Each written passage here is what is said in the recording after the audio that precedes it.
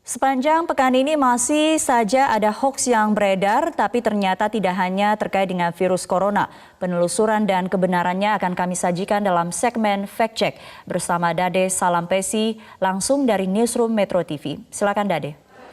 Ya, Suwi dan pemirsa, sepanjang pekan ini memang masih ada sejumlah hoax, informasi yang tidak bisa dipertanggungjawabkan, terutama soal coronavirus. Tapi ternyata ada juga hoax yang beredar di tanah air, khususnya melalui media sosial yang tidak terkait dengan peredaran virus corona ini. Dan saya akan membahasnya bersama dengan fact checker dari www.medcom.id.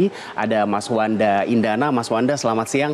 Kita langsung lihat hoax pertama untuk pekan ini yang ramai diperbincangkan. Ternyata soal infrastruktur kita nih, Mas. Iya. Jadi beredar dua foto yang katanya captionnya ini berada di Jalan Dan Mogot, Jalan Ambles dan Mogot, ruas Tangerang, Banten katanya. Iya, benar. Ternyata faktanya setelah ditelusuri. Jadi ketika kita terima dua foto ini, kemudian kita pertama lihat captionnya, narasi yang menyatu dengan dua foto ini. Ternyata disebutkan dalam narasi dua foto ini berada di Jalan Daan Mogot begitu ya, di kilometer 19,6. Dan kemudian setelah kita cek, dengan memperhatikan detail step informasi yang ada di foto ini, seperti misalnya bentuk bangunan, terus informasi atau tulisan yang ada di bangunan toko ini, kemudian kalimat itu kita jadikan keyword dan kita cari di mesin pencari, dan hasilnya ternyata informasi ini adalah hoax. Kita lihat faktanya seperti apa ya.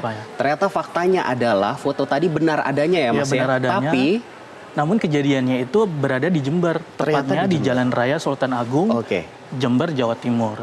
Dan waktunya sama dengan dua foto yang beredar di tanggal 2 Maret 2020. Ya, kejadiannya di Jember 2 Maret 2020 dan pembuat hoax ini cepat sekali ya, karena di tanggal yang sama dia mengedarkan hoax dengan caption ini di Jalan Dan Mogot, Tangerang, Banten, padahal di Jember. Dan faktanya Jalan Ambles panjang 94 meter dan lebar 10 meter di Jember, 10 ruko ambruk ke sungai, belasan ruko terancam. Ini masuk dalam kategori hoax false context. Apa ini, Mas? False sebenarnya ini konten yang biasanya berisi foto, video atau narasi yang dipadukan dengan narasi yang salah. Jadi videonya benar, fotonya benar, namun narasi yang disajikan, yang dipadukan adalah narasi yang salah gitu. Baik, dua foto ini betul adanya, tapi konten narasi atau captionnya ternyata entah sengaja atau tidak salah begitu ya. Ini hoax pertama untuk pekan ini yang ramai diperbincangkan, dan ternyata hoax kedua yang ramai diperbincangkan terkait dengan virus corona yang mewabah di dunia.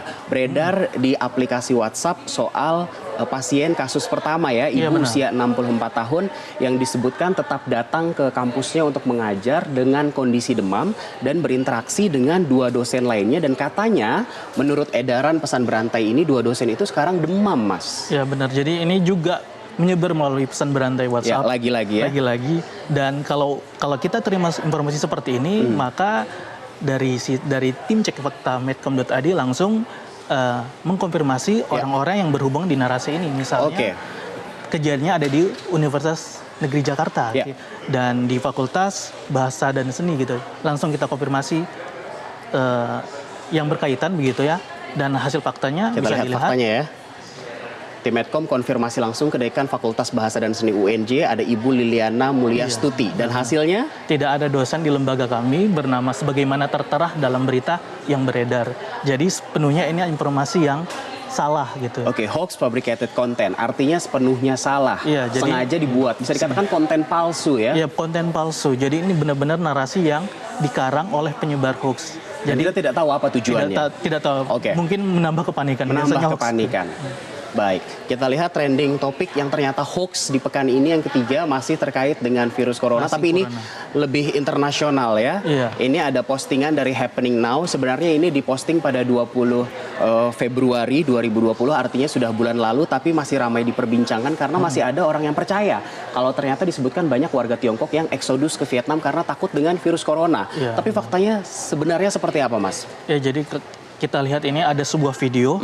Jadi videonya ini memperlihatkan sejumlah orang atau gerombolan orang sedang berlarian dari satu tempat ke tempat lain. Gitu. Lintas perbatasan negara begitu ya? Disebutkan lintas perbatasan negara, dan kemudian kalau ketika kita menerima hoax dalam bentuk video, maka cara yang kita gunakan adalah dengan teknik reverse image tetap. Jadi artinya video ini kita konversi ke bentuk foto dan kemudian kita reverse di mesin pencari begitu, dan kita mencari foto-foto yang identik gitu.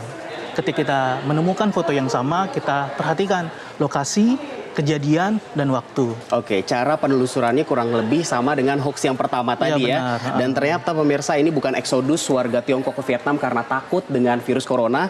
Ternyata faktanya video ini sudah pernah diunggah sebelumnya di salah satu kanal YouTube Vietnam pada 29 November 2019.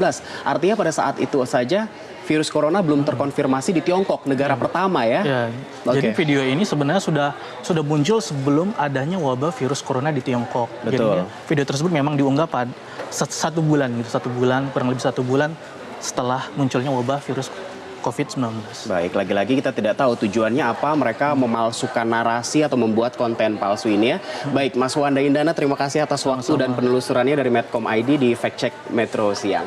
Dan pemirsa, lagi-lagi kita harus mengambil pelajaran berharga dari semua ini, bahwa kita harus melakukan cek dan recheck sebelum menelan suatu informasi, karena dengan banyaknya media sosial dan platform chatting ternyata juga semakin mudah untuk memalsukan informasi. Sekali lagi pastikan Anda melakukan cek fakta sebelum menelan informasi tersebut. Saya kembalikan ke Sumi di studio. Baik, terima kasih Dade untuk pemaparannya.